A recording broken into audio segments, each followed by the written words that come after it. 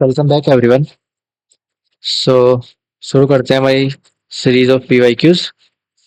So in this class we have discuss the further questions. So in this question we have given, सबसे पहले तो ये CSIR 19 का question है। तो इस क्वेश्चन में हमें क्या दे रखा है, that an excited state of a 4Be8 nucleus decays into two alpha particles which are in a spin parity states zero positive. ठीक है। If the mean lifetime of a decay is this, the spin parity of the excited state of the nucleus is। तो हमें दे रखा है that 4Be जो 8 है वो decay हो रहा है मेरा 2 टाइम्स ऑफ 2He4 में। ठीक है। सो ये डिके हो रहा है एंड स्पिन पैरिटी जो स्टेट है वो क्या है कि जीरो पॉजिटिव है। इनिशियली ग्राउंड स्टेट जो मेरी है वो जीरो पॉजिटिव है। ठीक है। सो मैं एक्साइटेड स्टेट के लिए स्पिन पैरिटी फाइंड करनी है। ठीक है। सो इसमें कोई बड़ी बात नहीं है, एग्जीक्यूशन है। So for the P decay B हो रहा है, सो नंबर ऑफ प्रोटॉन्स जो मेरे पास होंगे वो कितने हो जाएंगे 4, एंड नंबर ऑफ न्यूट्रॉन्स भी कितने हो जाएंगे 8 - 4, दैट विल 4। ठीक है। सो 4 and 4, so this case of even even nuclei, even even nuclei. So even even nuclei का केस है एंड हमें पता है कि दैट अगर इवन इवन न्यूक्लियाई के होते हैं, सो उनका जो स्पिन पैरिटी होता है, सो द स्पिन पैरिटी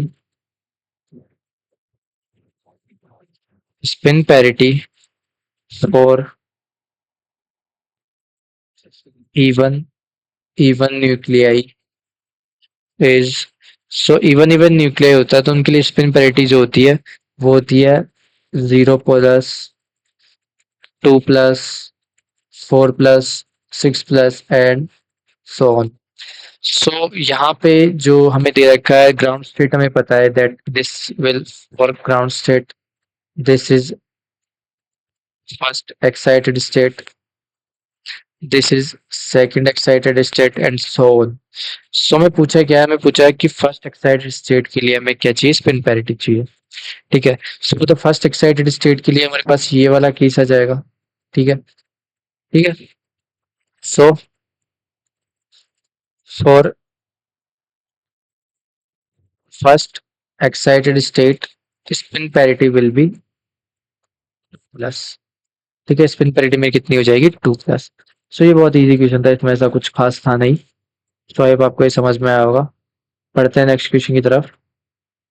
सो इस क्वेश्चन में क्या दे रखा है, that the lower low lying energy level due to the vibrational excitation of an even nucleus as shown in figure। सो ये केस भी हमें क्या दे रखा है, इवन इवन न्यूक्लियस का केस दे रखा है। ठीक है। सो उसके एनर्जी लेवल्स हमें दे रखे हैं। ठीक है।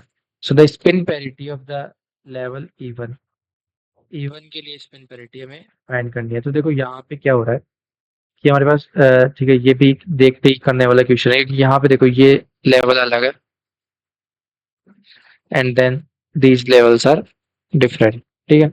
सो ट्रांजिशन किस तरीके से हो रहा है, देखो एक तो ट्रांजिशन हो रहा है सेम लेवल्स में। ठीक है। And these are transition for the different, क्योंकि यहाँ पे 0 2 and 4 ये भी डिफरेंट हो गया। यहाँ पे 0 दे रखा है तो यहाँ पे जे पाई कितना आना चाहिए, जे पाई कितना आना चाहिए for the even even case, even even case कितना आना चाहिए 2+। इजी क्वेश्चन था भाई।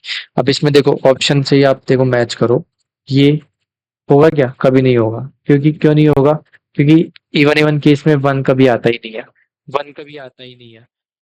वन के साथ हमेशा क्या आता है प्लस, वो टू के साथ हमेशा क्या आता है प्लस, होगा ही नहीं। ऑप्शन भी किस तरीके से सेट करें देखो, तो ये भी नहीं होगा। ये तीनों ऑप्शन तो देख के ही नहीं होंगे, केवल ऑप्शन नंबर 4 इज करेक्ट। ठीक है। 2+। ठीक है। सो ये एनर्जी लेवल डिफरेंट है एंड ये एनर्जी लेवल डिफरेंट है और इनमें जो ट्रांजिशन हो रहे हैं वो दिखाया गया है। ठीक है। ट्रांजिशन हमें इस तरीके से दिखाया गया। ठीक है। सो हमें जे पाई पूछा था, वो इस तरीके से आ जाएगा, J pi is equals to, J pi is equals to 2+। ठीक है। सो अब आपको ये समझ में आएगा, बहुत इजी क्वेश्चन था, बहुत हद से ज्यादा इजी क्वेश्चन दिए CSIR ने ये 2018 में ये क्वेश्चन। ठीक है। अब बढ़ते हैं अगले क्वेश्चन की तरफ। सो अगले क्वेश्चन में क्या दे रखा है दैट दिसंबर 2018। वो क्वेश्चन ये दिसंबर हमारा ये कब का था, दिसंबर जून 2019 का तो क्वेश्चन था, ठीक है। एंड अपर वन दिसंबर 2019।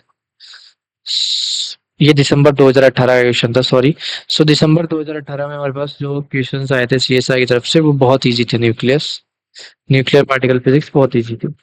सो इस क्वेश्चन में क्या दे रखा है, nucleus decays by the emission of a gamma ray from the excited state of spin parity 2 plus. So excited state जो दे रखी है स्पिन पैरिटी की वो दे रखी है 2 plus. The ground state of spin parity is 0 plus and the zero ground state दे रखा है 0 प्लस।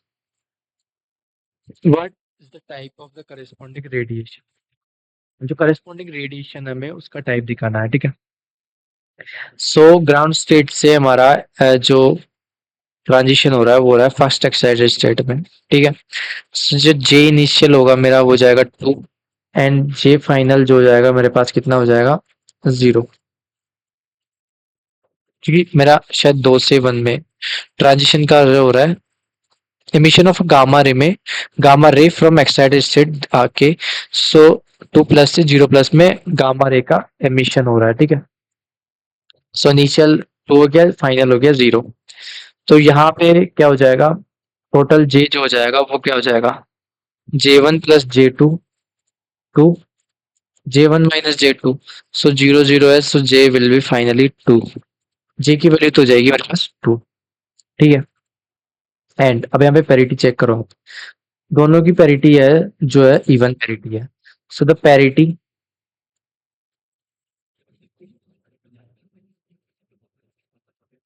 Parity remains same.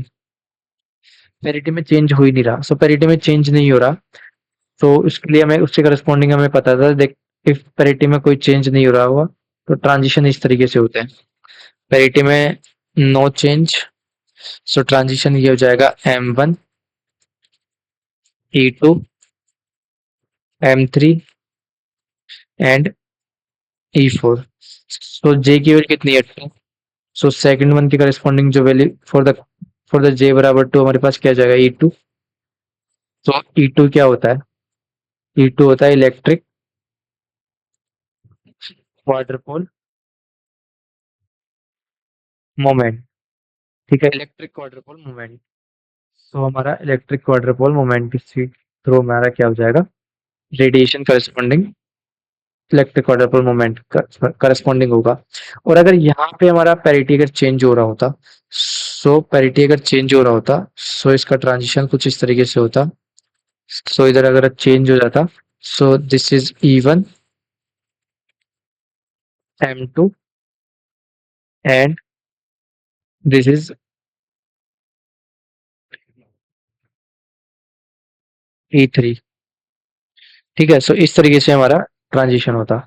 सो ये पैरिटी अगर चेंज हो रही होती है तो इस तरीके से हम चेक करते हैं, पैरिटी अगर चेंज नहीं हो रही थी तो इस तरीके से हम चेंज करते हैं। तो यहाँ पे पैरिटी चेंज नहीं हो रही थी, दोनों की पॉजिटिव पॉजिटिव थी एंड जे की वैल्यू की थी हमारे पास 2।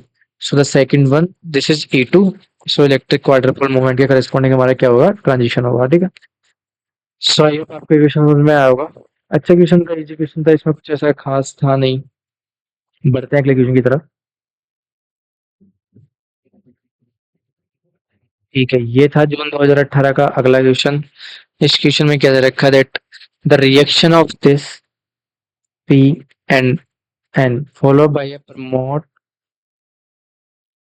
Beta decay of a zinc, ठीक है। ये रिएक्शन हमें दो दे रखी है। If the maximum energy of the positron is this, the Q value of the original reaction in mega electron volt is nearest, take mass of electron proton, हमें ये सब दिया है। सो हमें दो रिएक्शंस दे रखी है। That first one is 63 copper 29 में से प्रोटॉन हुआ एंड Zn 30 हो गया and N first reaction. And the second one is 63 Zn 30 जो मेरा डिके हो रहा है that is 63 Cu 29 plus positron plus neutrino. So इस तरीके से हमारे पास रिएक्शंस दे रखी है मैं। एंड क्यू वैल्यू हमें फाइंड करनी है, ओरिजिनल रिएक्शन की क्यू वैल्यू हमें फाइंड करनी है, ठीक है। एंड जो हमारी ओरिजिनल रिएक्शन है, एंड इनकी करस्पॉन्डिंग जो मासेस दे रखे हैं, सो मास ऑफ इलेक्ट्रॉन जो दे रखा है 0.5 mega electron volt by C square, mass of proton जो दे रखा है हमें, वो दे रखा है 938 mega electron volt by C square, and mass of जो न्यूट्रॉन दे रखा है that is 939.5 mega electron volt by C square respectively. So हमें कैलकुलेट करना है क्यू वैल्यू, ठीक है। तो सॉल्व करते हैं। सो सॉल्व करते हैं। जो हमारी रिएक्शन फर्स्ट वन है दैट इज Zn जो हो रहा है वो कॉपर में जा रहा है, and positron and neutrino emit हो रहा है। सो इसकी करस्पॉन्डिंग जो मेरी एनर्जी आ जाएगी, एनर्जी फॉर द पॉजिट्रॉन, कि हमें एनर्जी ऑफ पॉजिट्रॉन जो दे रखी है, the energy of positron is this. So energy of positron जो हमें दे रखी है वो दे रखी है 2.4 mega electron volt. So energy of positron हम कैलकुलेट करते हैं। So energy of positron will be mass of Zn minus mass of copper minus mass of, ठीक है। सो इस तरीके से मेरे पास जो एनर्जी आ जाएगी वो इस तरीके से होगी, ठीक है, इंटू सी स्क्वायर। सो ये जो वैल्यू है ये kinetic energy of e plus है ना, यहाँ से। एंड सो इसको हम लिख सकते हैं that mass of e plus into C square plus energy of e plus is equals to mass of Zn minus mass of copper into C square. So इस तरीके से मेरे पास वैल्यूज रहेंगी। सो ये जो एनर्जी होगी ये कितनी होगी, ये होगी मेरे पास 0.5, क्योंकि 0.5 mega electron by C square दे रखा है, तो 0.5 सी स्क्वायर कट जाएगा, एंड ये दे रखे हैं 2.4 जो इसकी काइनेटिक एनर्जी है। और ये जो वैल्यू है मेरे पास ये किसके बराबर आ जाएगी, ये मेगा इलेक्ट्रॉन वोल्ट में ये आ जाएगी मेरी mass of Zn minus mass of copper into C square. So this will becomes 2.9 mega electron volt बराबर mass of Zn minus mass of copper into C square, ठीक है। एंड ठीक है, इसको इस तरीके से मैंने लिख दिया। अब मैं मेरी जो सेकंड रिएक्शन है दैट इज रिएक्शन इज जो सेकंड रिएक्शन है वो क्या दे रखी है मेरे को, दैट जो कॉपर है प्रोटॉन ले रहा है एंड जिंक और न्यूट्रॉन में जा रहा है, कन्वर्ट हो रहा है। सो इसकी करस्पॉन्डिंग हमें क्यू वैल्यू फाइंड करनी थी। तो क्यू वैल्यू क्या हो जाएगी, मास of copper mass of proton minus mass of zinc minus mass of neutron, इस तरीके से लिख सकते हैं। So the Q value will be, मैं इसको इंटू सी स्क्वायर, सॉरी मैं इसको भूल गया था। So mass of copper minus mass of zinc into C square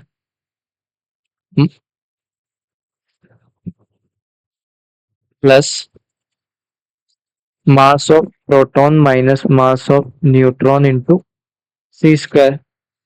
तो जो ये वैल्यू है मेरे पास ये कितनी आ जाएगी, मेरे पास था मास of zinc minus mass of copper, यहाँ पे है मास of copper minus mass of zinc. So this energy will be negative. So the Q value will be minus 2.9 mega electron volt, ठीक है, प्लस मास ऑफ प्रोटॉन मेरे को क्या दे रखा था 938 माइनस मास ऑफ न्यूट्रॉन कितना था 939.5 mega electron volt by C square into C square, ठीक है। So the Q value will be minus 2.9 mega electron volt minus 1.5 mega electron volt. So the final मेरी Q value आ जाएगी वो कितनी आ जाएगी, Q value will be इसको मैं add करूंगा, so -4.4 mega electron volt. So -4.4 mega electron volt Q value आ जाएगी। सो आई आपको क्वेश्चन समझ में आया होगा। इसमें कुछ ऐसा था नहीं खास। ठीक है, सो -4.4 mega electron volt easy question था, इट इज बट थोड़ा लेंदी था। ठीक है, सो ठीक है, सो इनफ फॉर टुडे। मिलते हैं नेक्स्ट क्लास में, रिमेनिंग क्वेश्चन सॉल्व करते हैं। ठीक है, थैंक यू।